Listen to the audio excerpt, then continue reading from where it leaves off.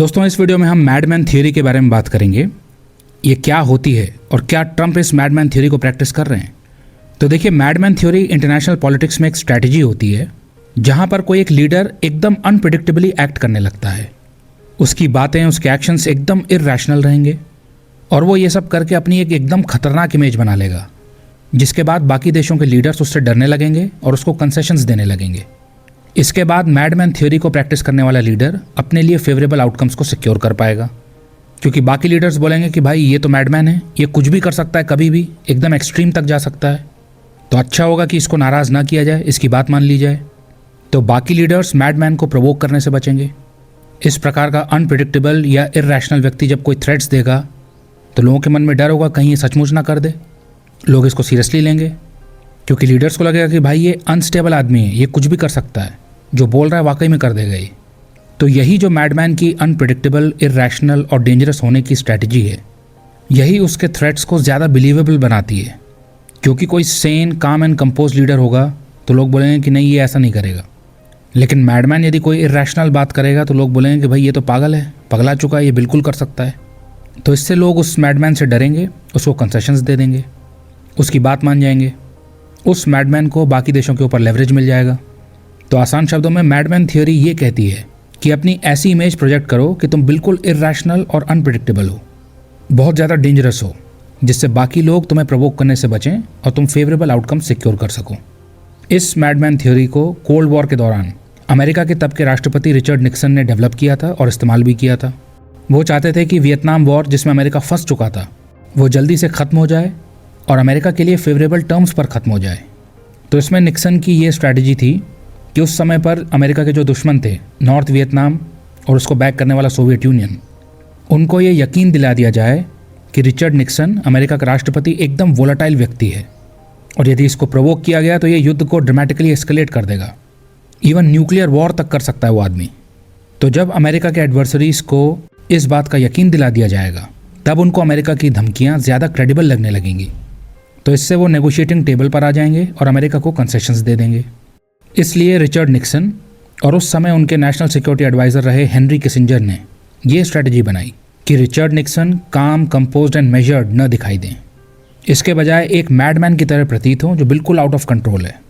दुश्मन को ऐसा प्रतीत होना चाहिए कि रिचर्ड निक्सन युद्ध को ख़त्म करने के लिए इतना डेस्परेट हो चुके हैं, इस पॉइंट पर पहुंच चुके हैं कि अब वो युद्ध को ख़त्म करने के लिए कुछ भी कर सकते हैं। इस आदमी का न्यूक्लियर बटन के ऊपर हाथ है, तो इसको गुस्सा मत दिलाओ, इसके साथ जल्दी से नेगोशिएट करके युद्ध को ख़त्म कर दो। और निक्सन ने बड़ी चालाकी से इस मैडमैन थ्योरी को पब्लिकली अनाउंस नहीं किया था। उन्होंने इस बात को इंश्योर किया कि ये चीज़ किसी तरीके से इनडायरेक्टली लोगों को पता चले, कहीं से लीक हो जाए कि अमेरिका का राष्ट्रपति ऐसा है। ऐसा एनवायरनमेंट क्रिएट करें कि सोवियत इंटेलिजेंस इस बात को डिटेक्ट करे कि रिचर्ड निक्सन का पेशेंस खत्म होता जा रहा है, ये मैडमैन है, ये बिल्कुल इरैशनल स्टेप ले सकता है, न्यूक्लियर ऑप्शन तक भी जा सकता है।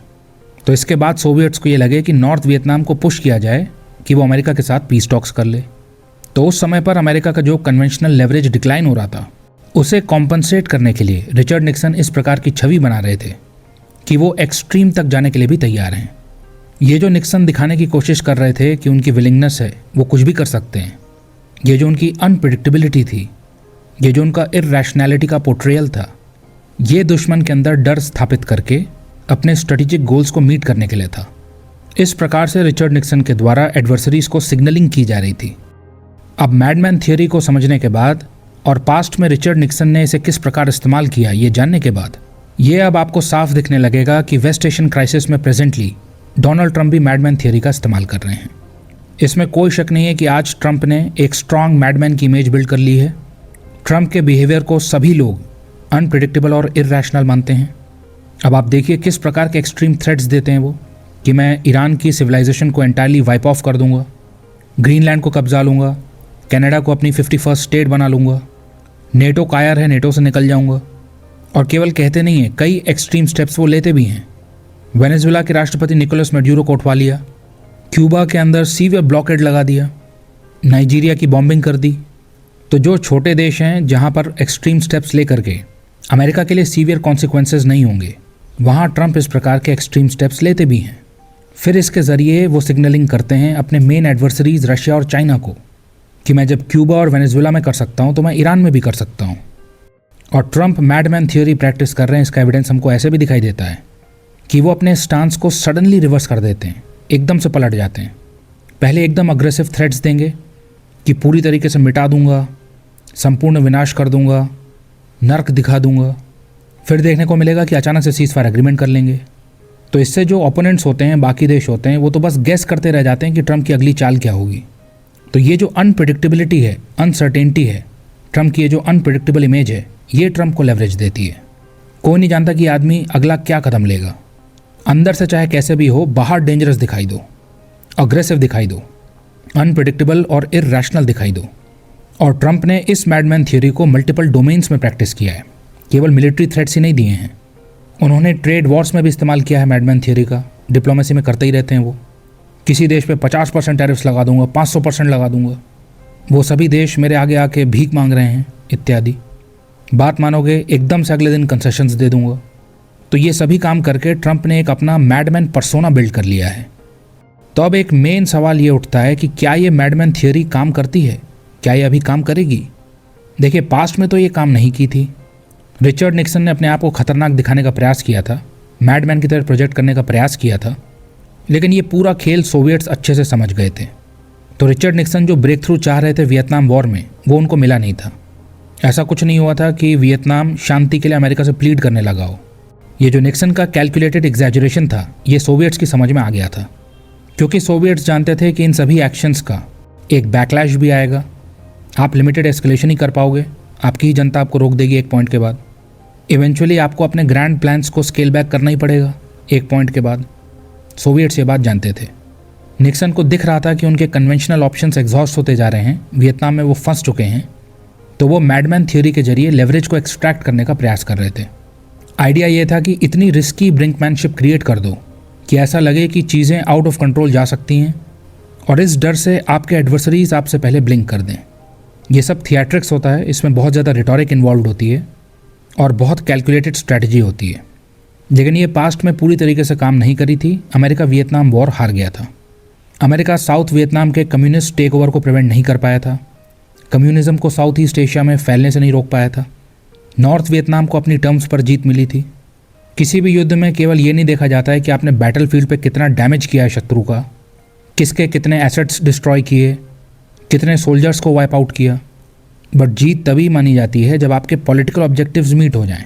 ये देखा जाता है कि आपके पॉलिटिकल ऑब्जेक्टिव्स उस युद्ध में अचीव हुए हैं कि नहीं हुए हैं। क्लियरली वियतनाम वॉर में अमेरिका के पॉलिटिकल ऑब्जेक्टिव्स मीट नहीं हुए थे। पब्लिक ने भी इस वॉर को अपोज किया था, फाइनेंशियल ड्रेन हुआ था वो अलग। वियतनाम के गुरिल्ला वॉरफेयर और वहाँ के लोगों के रिजॉल्व के आगे अमेरिका को झुकना पड़ा था। तो पास्ट में ये मैडमैन थ्योरी सफल नहीं हुई थी। अभी ट्रंप ईरान के अंदर इसी थ्योरी का इस्तेमाल कर रहे हैं, और अभी तक तो बहुत ज़्यादा ये सफल होती हुई नहीं दिखाई दी है। ईरान बिल्कुल भी बैक ऑफ नहीं कर रहा है, मैसिवली रिटेलिएट कर रहा है। अमेरिका की इमेज को भारी क्षति हुई है। ट्रंप ईरान को बार बार कह रहे हैं कॉम्प्रोमाइज़ कर लो, नहीं तो विनाश हो जाएगा तुम्हारे यहाँ पर। ट्रंप मैडमैन थ्योरी को बार्गेनिंग टूल की तरह इस्तेमाल कर रहे हैं। ईरान को नेगोशिएटिंग टेबल पर पुश करने की कोशिश कर रहे हैं।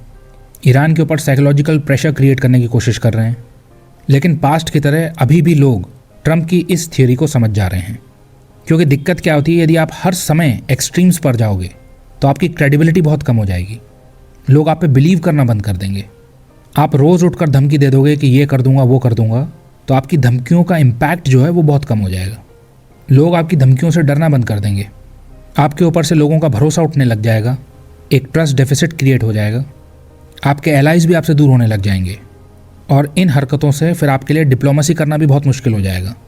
और इसमें एक और समस्या ये है कि ये जो मैडमैन थियरी एक रिस्की ब्रिंकमैनशिप क्रिएट करती है, इसमें मिस कैलकुलेशन का खतरा हर समय बना रहता है। यदि आपके एडवर्सरी ने आपके सिग्नल्स को मिस इंटरप्रेट कर लिया, मिसअंडरस्टैंड कर लिया, तो इससे एक मैसिव वॉर ट्रिगर हो सकता है। हिस्टोरिकल ट्रैक रिकॉर्ड भी यही बताता है कि ये जो मैडमैन स्टाइल के लीडर्स हैं, ये लास्टिंग सक्सेस अचीव नहीं कर पाए हैं। शॉर्ट टर्म में छोटे मोटे गेन ठीक है, बट लास्टिंग सक्सेस नहीं मिलती है। तो ये जो ट्रंप इरैशनल दिखने का प्रयास कर रहे हैं, लोग इसे अब पहचानने लगे हैं। ट्रंप के लिए इसे मेंटेन करना भी मुश्किल होता जाएगा समय के साथ, क्योंकि इंटरनल बैकलैश भी आएगा। और अभी 2026 में मिड टर्म इलेक्शंस भी हैं, और अमेरिका में फ्यूल प्राइसेस बढ़ रही हैं, कॉस्ट ऑफ लिविंग क्राइसिस आ रही है। तो ट्रंप के लिए इस मैडमैन की इमेज को कैरी करना बहुत ज़्यादा सस्टेनेबल नहीं होगा। ऑलरेडी एलाइज दूर होने लग गए हैं अमेरिका से, इसका इम्पैक्ट हमको देखने को मिल ही रहा है। अमेरिका में प्रोटेस्ट भी हो रहे हैं, नो किंग्स प्रोटेस्ट, ट्रंप को इम्पीच करने की आवाज़ें उठने लगी हैं। तो सीधी सी बात है, यदि इस मैडमैन थियरी को आप ओवरडू करते हैं तो आप रेकलेस दिखाई देने लगते हैं। आज के मल्टीपोलर वर्ल्ड में लोग इस पर्सनैलिटी ड्रिवन डिप्लोमेसी को एक्सेप्ट नहीं करेंगे, वो रूल्स बेस्ड डिप्लोमेसी को प्रेफर करेंगे। तो भले ही ट्रंप के द्वारा पावर पॉलिटिक्स का प्रयास किया जा रहा है, इंस्टीट्यूशंस को वीकन किया जा रहा है, साइकोलॉजिकल वॉरफेयर किया जा रहा है, इससे वो अपनी मैडमैन इमेज को बिल्ड करने में सक्सेसफुल भी हो चुके हैं, लेकिन क्या ये स्ट्रैटेजी लॉन्ग टर्म में काम करेगी, ये बहुत ज़्यादा अनसर्टेन है, इसके चांसेस कम हैं। हाँ, लेकिन इसमें कोई शक नहीं है कि इस मैडमैन थियरी के कारण सभी के लिए चीज़ें रिस्की बहुत ज़्यादा हो रही हैं। ट्रंप के जो एक्शंस हैं उसके कारण सारी दुनिया के ऊपर खतरा मंडरा रहा है। तो आई होप आपको मैडमैन थियरी के बारे में कुछ जानकारी मिली होगी। आज के सत्र के लिए बस इतना ही। आपके समय के लिए धन्यवाद।